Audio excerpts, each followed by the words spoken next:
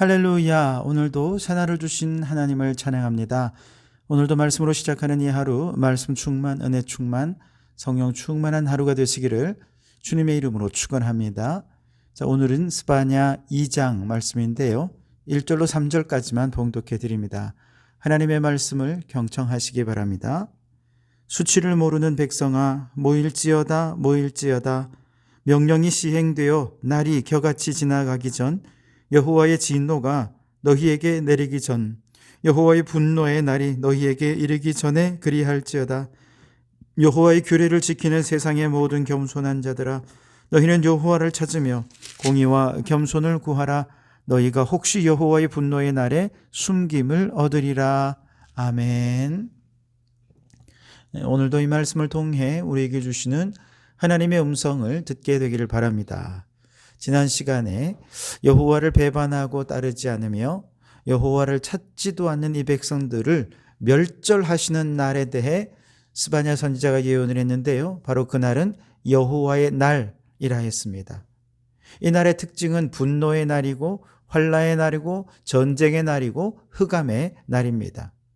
이 날에 하나님이 아닌 다른 것들을 사랑하며 따르던 자들은 여호와의 질투의 불에 삼켜지게 될 것입니다. 스바냐 선지자가 예언했던 여호와의 날은 40여 년이 지나 바벨론의 침공으로 그대로 실현이 됐죠.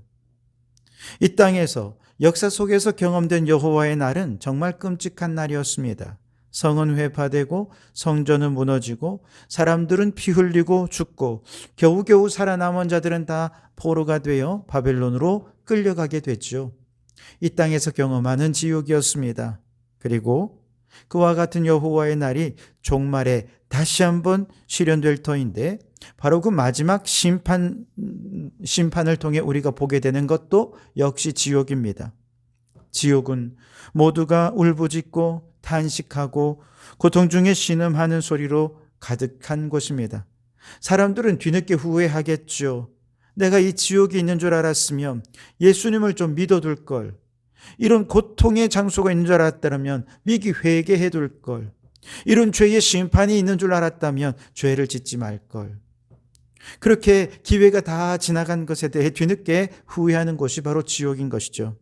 그렇기 때문에 이 여호와의 날이 오기 전에 우리가 해야 될 일, 모여서 회개하고 하나님 앞에 통회, 자복하며 하나님과 관계를 회복하는 것입니다.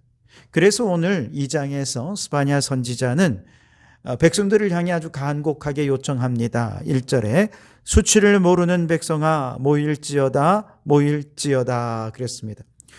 수치를 모르는 백성, 죄를 짓고도 부끄러워할 줄 모르고 죄를 짓고도 양심이 마비되어 뻔뻔하고 완악한 마음을 가진 그 수치를 모르는 유다 백성들에게 경고하고 계시는 것입니다.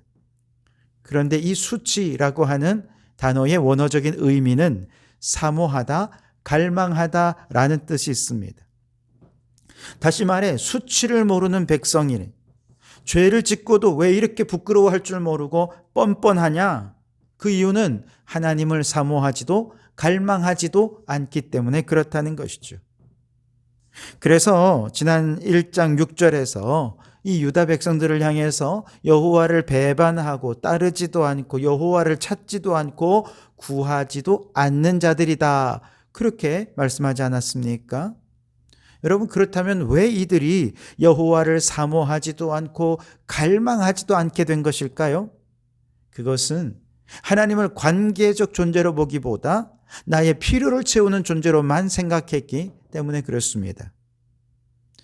그러나 우리 하나님은 우리가 정욕으로 구할 때, 나의 필요를 채워달라고 정욕으로 필요를 구할 때 하나님은 기도에 응답하지 않으십니다. 기도에 실패하는 대부분의 사람들이 정욕으로 구하려 했기 때문에 그렇습니다.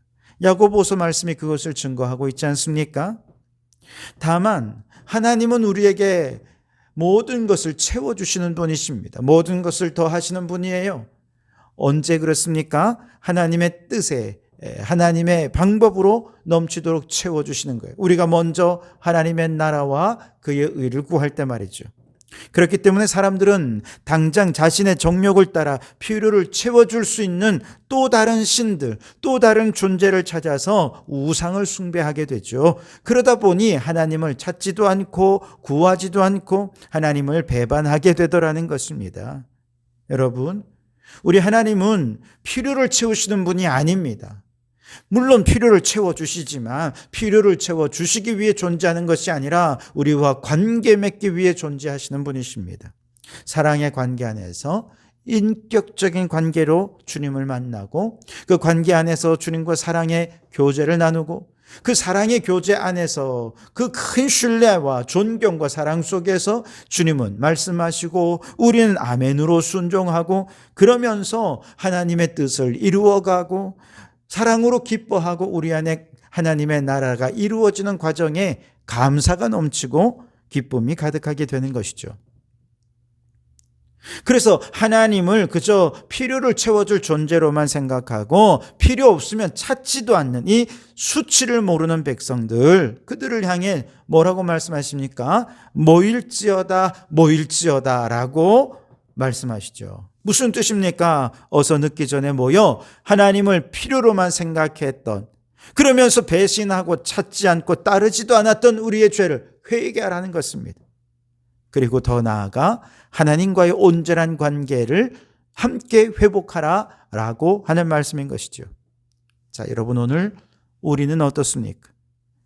아무리 기도해도 병을 고쳐주지 않으시니, 혹은 아무리 기도해도 사업은 실패하고 삶의 형편은 나아지지 않고 인생은 끊임없이 패배와 절망의 연속일 때 우리는 어떻습니까? 기도에 대한 기대감이 점점 사라지죠.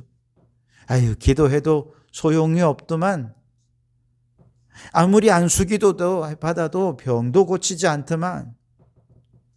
수치를 모르는 유다 백성들처럼 이제 하나님에 대한 그 어떤 사모함도 갈망도 없어져 가는 거죠.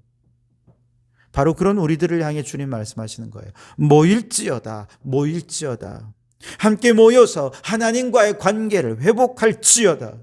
하나님 주시는 은혜와 사랑과 기쁨과 성령으로 충만함을 받을지어다 라고 말씀하시는 것입니다. 그러니 여러분, 모여야겠습니다. 주일에도 당연히 모여야 되고요. 새벽에도 모이고 수요일도 모이고 성경 공부하러 모이고 기도하러도 모이고, 끊임없이 우리가 함께 모일 때 두세 사람이 예수님의 이름으로 모이는 그곳에 주님 반드시 함께 하십니다. 주님과의 관계가 회복되고 은혜 충만, 성령 충만케 해 주실 줄 믿습니다. 2절에 보시면 명령이 시행되어 날이 겨같이 지나가기 전, 여호와의 진노가 너희에게 내리기 전, 여호와의 분노의 날이 너희에게 이르기 전에 그리할지어다. 모이라는 것입니다. 왜요? 때가 있기 때문이죠. 사람은 누구나 병들 때가 있죠. 그렇기 때문에 병들기 전에 우리가 해야 될 일은 건강관리를 잘 해야 되는 것입니다. 건강은 건강할 때 지키는 거죠.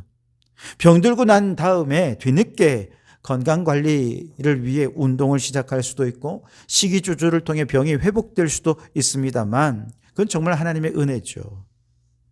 그런데 어떤 분들은요, 병에 걸렸음에도 불구하고 여전히 생활 습관을 바꿀 생각을 하잖아요. 이런 사람은요, 결국 병 때문에 생을 마감할 수밖에 없을 겁니다. 가장 좋은 것은 병들기 전에 건강할 때 건강을 잘 관리해서 병들지 않고 건강하게 사는 것만큼 최고의 축복은 없을 것입니다. 혹은 사랑하는 사람과 이별해야 될 때가 있다는 거죠. 그렇기 때문에 이별한 이후에 후회하지 말고 있을 때 잘해. 그런 노래도 있잖아요. 이별한 후에 좀 더 잘해줄 걸, 좀 더 사랑한다고 말할 걸. 여러분, 아무리 후회해봤자 소용없어요. 그러니 이별이 오기 전에 충분히 사랑하고 충분히 사랑을 표현하는 여러분 되시기 바랍니다.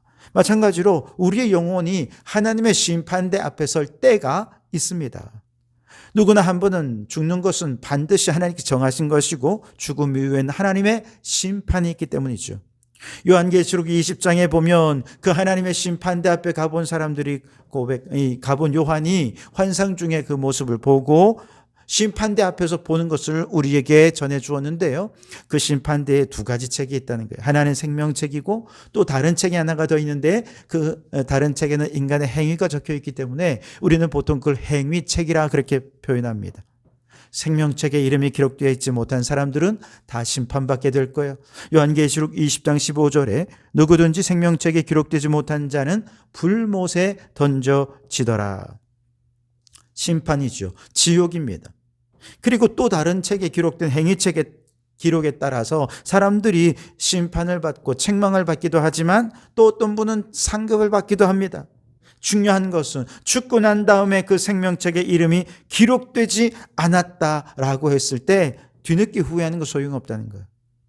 죽고 난 다음에 우리가 행위책에 기록되어 있는 우리의 행위들이 바뀌어질 수가 없다는 거예요. 뒤늦게 하나님 심판대 앞에서 내 이름이 생명책에 기록이 안 돼 있어?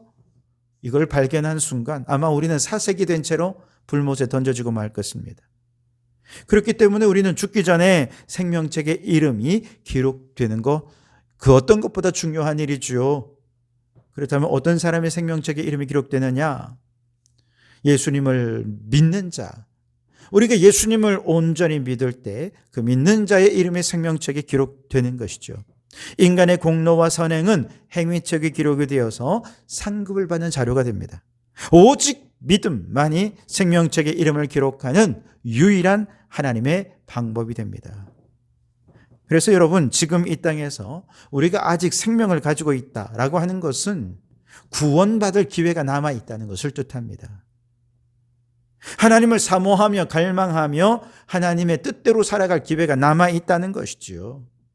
그러니 여러분, 우리의 남은 기회 동안 하나님 앞에 상급받을 만한 선한 일들을 위해 최선을 다할 수 있기 바랍니다. 우리의 이름이 생명책에 기록이 되어 있지만 하나님의 영광을 위해 살아온 것이 아무것도 없어서 상급은커녕 그저 부끄러운 구원을 받을 수밖에 없다면 얼마나 부끄럽겠습니까? 그러니 지금이라도 먼저 그의 나라와 그의 의를 구하며 살아야겠습니다. 먹든지 마시든지 무엇을 하든지 하나님의 영광을 위하여 살아야 하겠습니다. 믿음이 없이는 하나님을 기쁘시게 할 수 없다 말씀하셨으니 우리가 행하는 모든 일을 믿음으로 행하여 하나님을 기쁘시게 하는 성도들이 되실 수 있기를 바랍니다. 자, 그런데 우리가 이처럼 생명책에 이름이 기록되어 구원받고 하나님께 상급받고 칭찬받는 종이 되고자 할 때 이제 우리는 어떤 태도로 이 세상의 삶을 살아야 하느냐? 바로 겸손한 태도이어야 한다는 거죠. 3절에 보시면 여호와의 규례를 지키는 세상의 모든 겸손한 자들아 너희는 여호와를 찾으며 공의와 겸손을 구하라. 너희가 혹시 여호와의 분노의 날에 순김을 얻으리라. 여러분, 여기 겸손한 자의 특징이 뭐냐? 여호와의 규례를 지키는 자라 그랬어요. 시편 1편에 복 있는 자처럼 여호와의 율법을 즐거워하며 그의 율법을 주야로 묵상하며 그 말씀에 순종하는 사람, 그가 겸손한 사람이라는 것이죠. 또한 누가 겸손한 사람입니까? 여호와를 찾아 공의를 행하는 사람이 바로 겸손한 사람이라고 그랬습니다. 그래서 여러분, 지금 이제 우리가 해야 될 일, 겸손히 여호와를 찾는 것이죠. 이사야 55장 6절 7절에 너희는 여호와를 만날 만할 때에 찾으라. 가까이 계실 때에 그를 부르라. 악인은 그의 길을, 불의한 자는 그의 생각을 버리고 여호와께로 돌아오라. 그리하면 그가 긍휼히 여기시리라. 우리 하나님께로 돌아오라. 그가 너그럽게 용서하시리라. 늦기 전에 여호와를 찾아 그 앞에 회개할 것 철저히 회개하고 죄의 길에서 돌이키고 악한 길에서 벗어나고 불의한 생각에서 돌이켜서 그렇게 겸손히 하나님의 공의를 행하며 살아가는 사람, 바로 그 사람이 하나님의 심판대 앞에 섰을 때에 상급을 받고 복을 받게 되고 하나님께서 이 세상을 심판하시는 과정에서 그 날개로 우리를 숨겨주시고 보호해 주셨다가 저 영원한 천국으로 이끌어 주실 줄 믿습니다. 여러분, 오늘 이 하루 살면서 더 겸손히 살기를 바랍니다. 겸손히 하나님의 말씀을 가까이 하고 말씀에 순종하십시오. 겸손히 기도로 여호와를 찾고 구하고 사모함으로 공의를 행하는 자가 되기를 원합니다. 그래서 이 환난 많고 고난 많고 정말 풍파많은 세상 속에서 하나님의 숨김을 받고 보호받고 그래서 저 천국까지 인도함 받는 우리 성도들이 되시기를 주님의 이름으로 축원합니다. 기도하겠습니다. 주님, 죄를 짓고도 부끄러운 줄 모르는 자들이 함께 모여 통회 자복하기를 소원합니다. 하나님을 필요로만 생각하며 하나님을 사모할 줄 몰랐던 이 죄인을 불쌍히 여기셔서 이제 하나님과 더 깊은 관계를 회복하게 하시고 하나님께서 공급해 주신 은혜와 사랑과 기쁨과 감사로 충만하게 도와 주시옵소서. 모든 것이 때가 있으니 심판이 임하기 전 믿음으로 우리 이름이 생명책에 기록되게 하시고 하나님을 영광롭게 하여 큰 상급을 받기 위해 살아가는 저희들 되게 해 주옵소서. 무엇보다 말씀과 기도로 날마다 겸손한 태도로 살아서 마지막 날에 주님의 숨김을 받고 보호받는 하나님의 자녀로 살게 하여 주시옵소서. 예수님 이름으로 기도하옵나이다. 아멘.